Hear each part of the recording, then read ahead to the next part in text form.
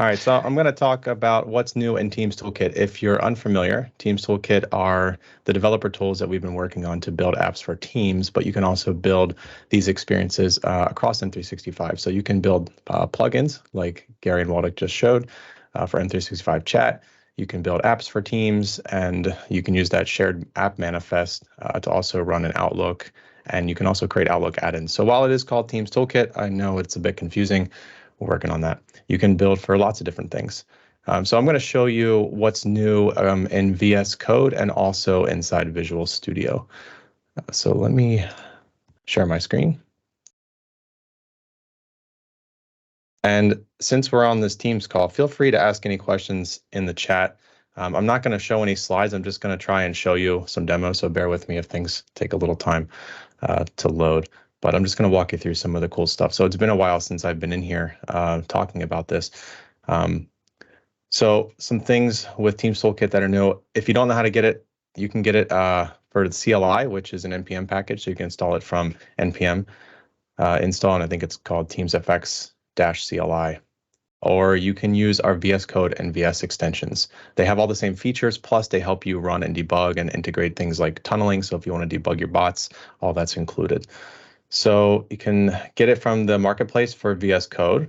And once you install it, you get a menu on the left here, and this is how you can start your app project. So you can create a new app here, and you get some new templates. So what's new? We have a bunch of new templates. We also have a bunch of new samples, and there's a bunch of new features. So I'm going to try and highlight those. You start kind of with capability based on how you want to start in Teams Toolkit. So you can choose whether you want to start with a bot or a tab or message extension. So you get like the three main capabilities that across Teams and some of the other apps in M365, or you can start with an Outlook add-in if you want. For bots, we have some new, as you might expect, some AI flavored things. So there's an AI chatbot here, an AI assistant bot. Those are all new templates. Still have the old ones we have in here too for creating notification messages or chat commands, more Teams-centric things. And these also, this one, the AI chatbot integrates with the Teams AI library. So I think there's also some previous presentations on using these, and we have some samples that orchestrate them into more full-fledged kind of examples of how you might use them. So you can view samples over here on the left here, and it takes you into our sample gallery. So I'll show you that in a second too. So if you create a new project, VS Code supports JavaScript and TypeScript. If you want to use C# and .NET, then you can use Visual Studio. I'm just going to create something here so we can see. I'll need to name it something crazy because I have a lot of example projects. So the toolkit will scaffold out everything you need to run one of these apps, including a sample implementation. So that's really what our templates are. They include all the sample code to implement these things, plus kind of our opinions on structuring these projects to help you automate and run them easily using the dev tools. So you get an implementation with your example project. So this is a very simple bot, kind of the most simple that we have, and it's just an echo bot. So if you type something to the bot, it will echo it back inside of Teams. So the implementation is, I think, in this TeamsBot.js file. And let me move this stuff so you can see. So there's just a real simple implementation here to echo out the text that you send. And some of the stuff we've changed over the past year in Teams Toolkit is how we expose what the toolkit does. So that used to be pretty magical, and we got a lot of feedback that was not great. So we've been listening to that over the past year and a half, and we've been changing that. And the way we've exposed some more customization now is through these YAML files. So you can see there's 3 of them in here. And what these do is they express the automation of what the tools do. And you can look through, there's one for local, so that's kind of the way you configure what the tools do for your F5 or like run and debug scenario. And then there's a special one for this test tool, which I'll show you in a minute. And then there's one for any other configurations that are not local, like if you want to run this thing in Azure. And by default, we give you some infrastructure templates to host these things in Azure. So we kind of provide like an all-in-one template for running and debugging, and then also if you want to ship it in Azure using bicep templates. So if you just look through the YAML file, you can see what the tools do. This is what I always tell developers if they're getting started with Teams Toolkit. If you're not sure what's going on whenever you press F5 or start debugging, start in the YAML file. The toolkit doesn't do anything if it's not expressed in this YAML file. So if I deleted everything inside this provision step, the tools aren't going to do anything when you press F5. So all the automation is controlled here. So you have a lot of flexibility with these actions. It's orchestrated kind of like a GitHub actions file or something like that. So you can get a bunch of actions. This one's creates a Teams app. We have these all documented on GitHub and our repo. And then this is the way you can control automation. So you can edit these things. We give you what we think is a good default for the template. So this will create a Teams app. And then all of the things that are generated by the tools are outputted in environment files. So you can see that's what these write to environment files are. So this action outputs a Teams app ID because it creates an app ID. And so it outputs it to this environment variable, which is Teams app ID.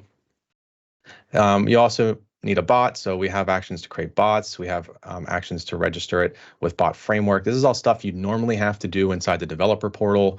And it might be the Azure portal if you wanted to use bot service, or the bot framework portal if you wanted to use that. You'd have to use Teams developer portal. You'd have to kind of jump through all these things and save these values somehow, and then put them in your manifest file. The toolkit can automate all of that and then save them to an environment file, so that way you can keep them locally. So it just looks like this. So these things will get filled in when I press F5.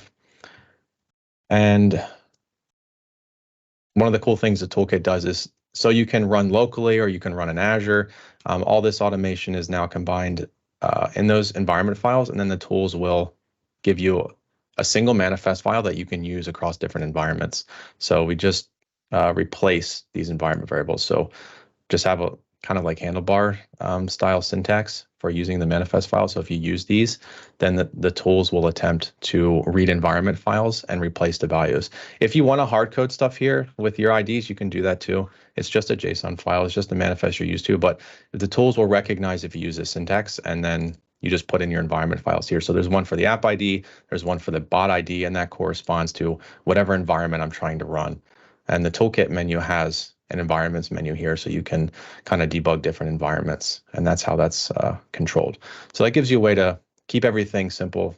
The alternative was to do like have multiple manifest files, manifest.local, manifest.dev, manifest whatever, and then paste all your values in and try to handle that. So we've tried to make that a little simpler. You can manage your identities and accounts with the tools. We have a bunch of checks now for checking if sideloading is enabled, if you have Copilot access. I'm using a dev tenant that does not have Copilot access, so you can see that's disabled. So I cannot run Copilot plugins right now on this tenant. You can use your Azure account. You can separate those things and deploy to Azure if you want. The samples apparently are not working for me, so I'm not sure what that's about. But normally you can click View Samples and you get a gallery, and you can see a bunch of different samples there and filter them. So I'm not sure what I did to break that, but go ahead and try that for yourself and let me know if it doesn't work. And what else is new? I think that might be most of what's new on the VS Code side. But I'll show you some. Oh, I wanted to show you the test tool that's new.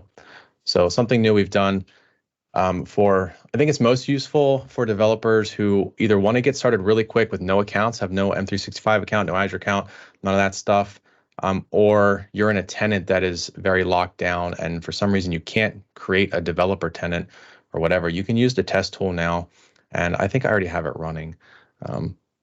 So let me bring that up. I have another project over here. I already started it earlier. So you just select debug and test tool, and that brings up this browser window, which is basically downloads a node package, which is lets you run this project and host your bot. And if you've ever heard of the bot emulator, it's similar to that, except for this is very Teams focused and it's part of Teams Toolkit now. And so you get kind of a mock-up of Teams-like UI with personal chats, a group chat, a team, or an announcement. So these are kind of the different ways you might interact with a bot inside of Teams. And this is my bot project running. So this is that Echo bot running. And if I am in a personal chat, then it should just echo back whatever I do. And the nice thing about this is I didn't need any M365 account. I don't need any tenants. I don't need any Azure stuff. I can just click on and run this, and it's all running everything is running locally. And so you get like instant responses. So there's no waiting for the Teams relay and all that service stuff to happen. So it's much easier to debug very simple things. You can also inspect the messages, and you would see a lot of the data here is it can be mocked, and some of it is what, in the format that you would typically see inside of Teams. So you can focus on debugging your code and not necessarily so much of the platform stuff. So you can interact with that, see what that looks like. So you can, if you're in a group setting, you'd have to mention your bots. You can see what that looks like, and it would respond however my Teams activity handler does. So it's a cool way to get started quickly. Other stuff you can do is you can also mock all of the Teams activities, because this is all running locally. You won't actually get real events from Teams. So this gives you a way to mock all of the Teams activity handler stuff. So you get, all the things that you can do inside of group chat, or if you're inside of a team, you get some more options like removing a user, removing a bot.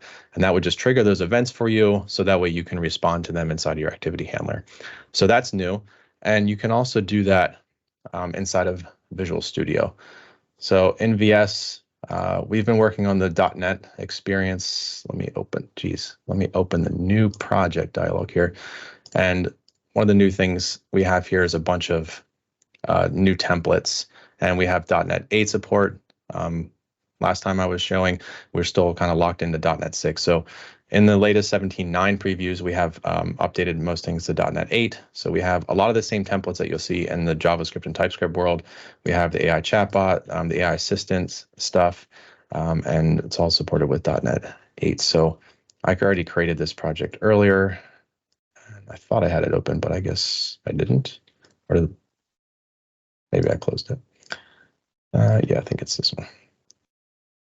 Something else that's new that we have added into, I have 1 minute, so I'm going to go a little fast.